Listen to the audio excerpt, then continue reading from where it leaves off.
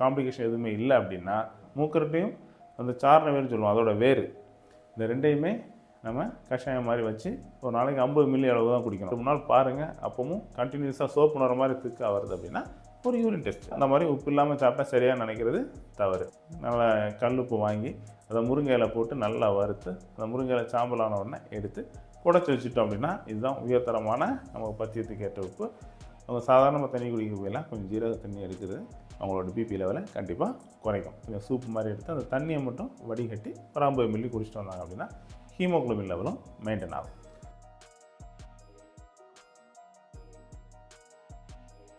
வணக்கம், நான் உங்கள் சித்த மருத்துவர் மெல்வின்.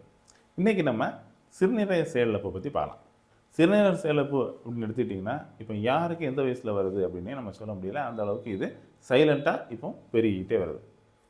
முதல்ல ஆரம்பத்திலே இதை நம்ம கண்டுபிடிச்சிட்டோம் அப்படின்னா அதை ட்ரீட் பண்ணுறது ரொம்ப ஈஸியாக சரி பண்ணிடலாம். ஆனால் அதை சைலண்ட்டாக நமக்கே தெரியாமல் வளர விடும்போது அது கொஞ்சம் கிரிட்டிக்கலாகும். அப்போது சிகிச்சையும் அதுக்கேற்ற மாதிரி நிறைய நாள் தேவைப்படும். முதல்ல நம்ம என்ன நோட் பண்ணோம் அப்படின்னா, இந்த கிட்னி நம்ம உடம்புல என்னெல்லாம் செய்யுது.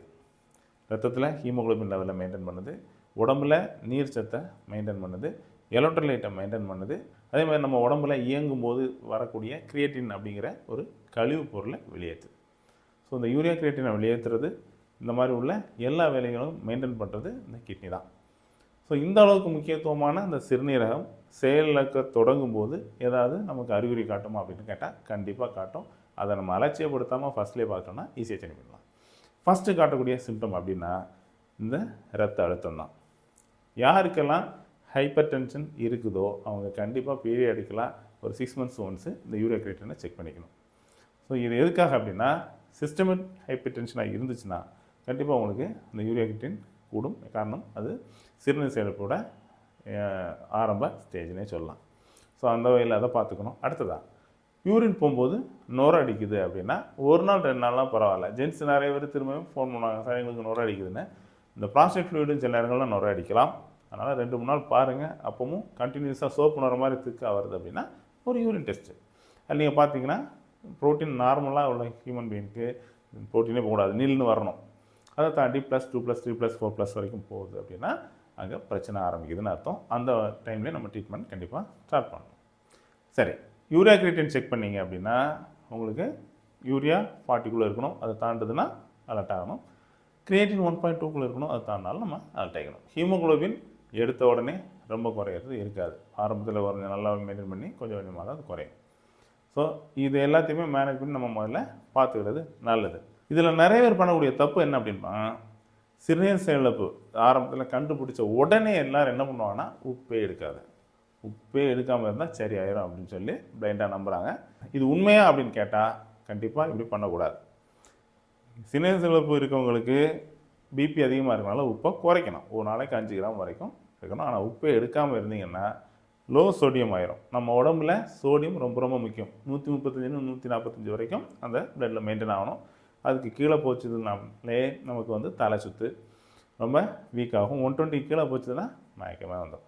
ஸோ சோடியமே இல்லாமல் நம்ம மெயின்டைன் பண்ணக்கூடாது. எந்த மருத்துவரும் அப்படி ரெக்கமெண்ட் பண்ணுறதே இல்லை.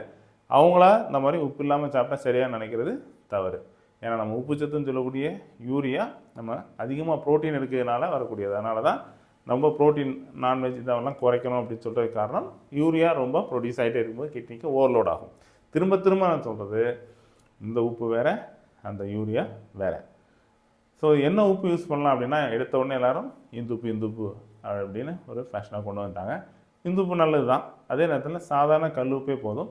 இதை பெஸ்ட்டாக யூஸ் பண்ணோம் அப்படின்னா கொஞ்சம் நல்ல கல் உப்பு வாங்கி அதை முருங்கையில் போட்டு நல்லா வறுத்து அந்த முருங்கையில் சாம்பலான உடனே எடுத்து புடைச்சி வச்சுட்டோம் அப்படின்னா இதுதான் உயர்தரமான நம்ம பத்தியத்துக்கு ஏற்ற உப்பு. சிறுநீர் செயலிழப்பு இருக்கவங்க இதை யூஸ் பண்ணுறது நல்லது. அடுத்ததான் ஆரம்ப நிலையில் டெய்லி கேட்குறதுன்னா கிரியேட்டின் லெவல் 15-20 வச்சுட்டு ஏதாவது ஹோம் ரெமடி இருக்கா அப்படின்னு கேட்பாங்க. ஸோ இந்த ஹோம் ரெமடி நம்ம இந்த கிட்னி ஃபெயிலியரை பொறுத்தவரை எப்போ பார்க்கணுன்னா, இனிஷியலாக ஆரம்ப நிலையில் கண்டுபிடிக்கிறீங்க, நல்லா ஒன்றும் காம்ப்ளிகேஷன் எதுவுமே இல்லை அப்படின்னா நீங்கள் சாதாரணமாக மூக்கரட்டை, புண்ணமீசை இதெல்லாமே ட்ரை பண்ணலாம். மூக்கரட்டையும் அந்த சாரண வேர்னு சொல்லுவோம், அதோட வேர், இந்த ரெண்டையுமே நம்ம கஷாயம் மாதிரி வச்சு ஒரு நாளைக்கு 50 மில்லி அளவு தான் குடிக்கணும். ஏன்னா அதிகமாக தண்ணி குடிக்க ஆரம்பித்தோன்னா கிட்னிக்கு அதுவும் ஓவர்லோடு தான். கிட்னி பேஷண்ட்ஸ் எல்லோரும் திரும்பியும் வச்சுக்கணும், ஒரு நாளைக்கு 1.5 லிட்டர் வரைக்கும் குடிச்சு மெயின்டைன் பண்ணோம் அப்படின்னா அது அவங்களுக்கு நல்லா ஆரோக்கியமான இதாக இருக்கும். அதனால் அளவுக்கு மீறி தண்ணி குடிக்கிறத அவங்க கண்டிப்பாக அவாய்ட் பண்ணணும். பிபி அப்படிங்கிறது சிறுநீரக செயலிழப்பு இருக்கவங்களுக்கு காமனாக இருக்கக்கூடிய பிரச்சனை. ஸோ அதுக்கேற்ற மாதிரி கொஞ்சம் ஜீரகம், அவங்க சாதாரணமாக தண்ணி குடிக்க போயெல்லாம் கொஞ்சம் ஜீரக தண்ணி எடுக்கிறது அவங்களோட பிபி லெவலை கண்டிப்பாக குறைக்கும். ஸோ நீங்கள் முதல்ல பண்ண வேண்டியது அளவுக்கு மீறி ப்ரோட்டீன், அந்த நான்வெஜ்ஜை கொஞ்சம் அவாய்ட் பண்ணணும், இல்லை கொஞ்சம் குறைச்சிக்கணும். அதேமாதிரி உப்பு எடுக்காமல் இருக்கக்கூடாது, கொஞ்சம் உப்பு எடுத்துக்கணும்.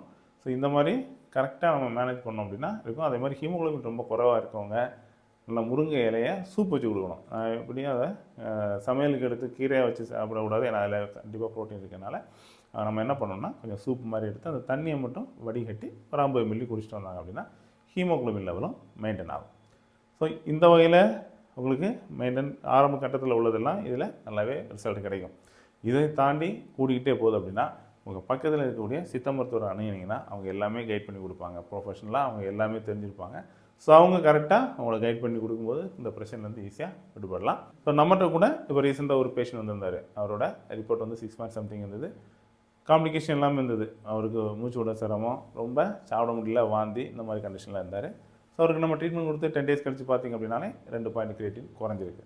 ஸோ 10 டேஸையும் நம்ம இப்படி ஒரு நல்ல ரிப்போர்ட் கொண்டு வரும்போது கண்டிப்பாக அவருக்கு இந்த சிகேடி பிரச்சனை சிறுநீரக செயலிழப்புலேருந்து நல்ல சிகிச்சை கொடுக்க முடியும். ஸோ இந்த மாதிரி ரிப்போர்ட் இருக்குது, உங்களுக்கு என்ன பண்ணுறதுன்னு தெரியலனா பக்கத்தில் இருக்க சித்த மருத்துவரை அணுகினீங்கனாலே அவங்க அழகாக கைட் பண்ணி கொடுப்பாங்க. ஸோ இந்த சிறுநீரக செயலிழப்பு சம்மந்தமாக உங்களுக்கு ஏதாவது ஆலோசனையோ இல்லை தகவலோ தேவை அப்படின்னா தாராளமாக டயான் சித்த மருத்துவமனையை அணுகலாம்.